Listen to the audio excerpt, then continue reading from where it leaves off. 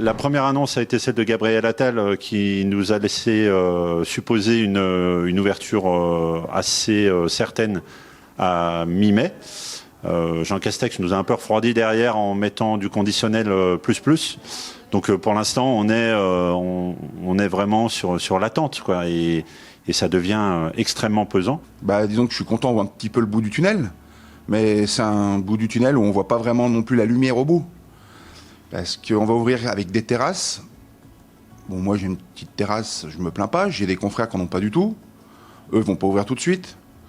Le jour où il pleut, la terrasse elle sert à rien. Il y a des jours, tu peux attaquer un service. Quand j'étais jeune, j'ai bossé au bord du lac du Bourget, je peux te le dire, c'est que c'était...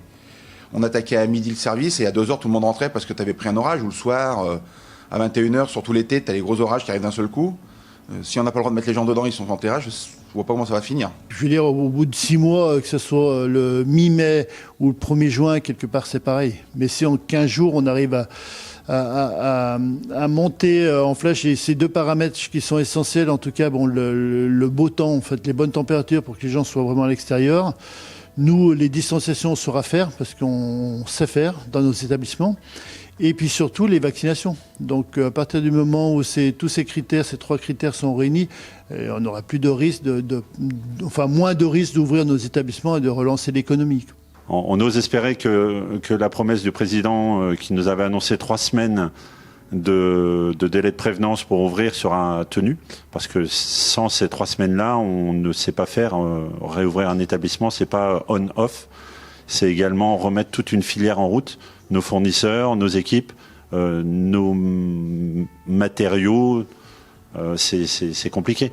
C'est compliqué. Donc on ne pourra pas, comme au premier déconfinement, nous laisser que 4 jours pour réouvrir. C'est juste impossible.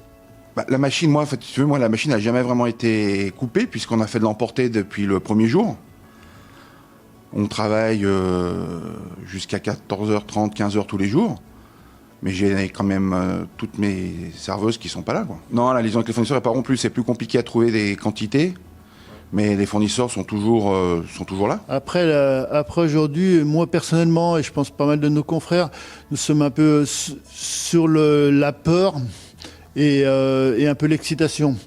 Je m'explique, la peur parce qu'il va falloir remettre en route toutes nos machines, on va dire nos équipements en 6 mois qui étaient fermés, arrêtés, donc il y a un risque aussi de panne technique. Il va falloir qu'on remette en route notre personnel, parce que ça c'est encore un autre combat, parce qu'il va falloir expliquer aux gens qu'on a un métier, qu'on ne peut pas rester à la maison en étant payé.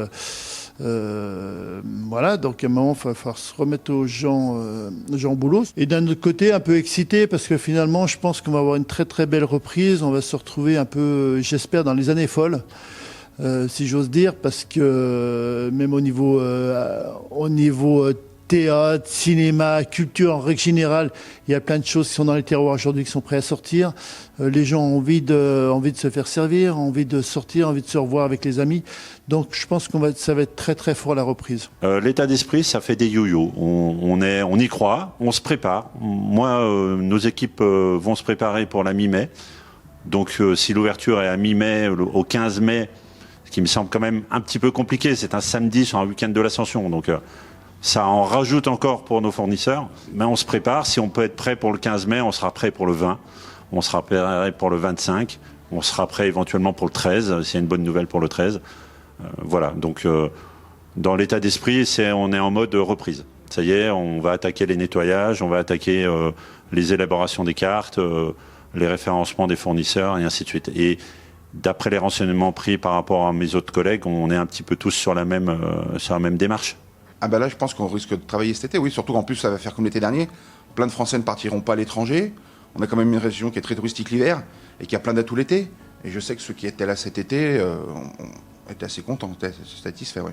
Aujourd'hui, le message que j'aimerais passer, c'est qu'il y a beaucoup de gens qui nous remontent du doigt en disant « Vous, les restaurateurs, commerçants, vous avez des aides ici et là, ça fait 6 mois que vous êtes en vacances. » Mais je peux vous assurer que c'est très très dur. Je passe des nuits très difficiles. Donc, à réfléchir sur la reprise, réfléchir justement sur le personnel, sur tout ça. Donc, il ne faut pas croire que notre situation nous plaise en aucun cas. Donc, c'est plutôt du stress, c'est plutôt du stress et puis de la limite de la dépression, j'ose le dire. Donc nous, on a hâte de reprendre dans de bonnes conditions et des conditions suffisamment correctes pour que nos établissements soient viables et qu'on fasse notre métier, et notre métier principal, qui est de servir de la clientèle, faire plaisir aux gens et recevoir de la clientèle.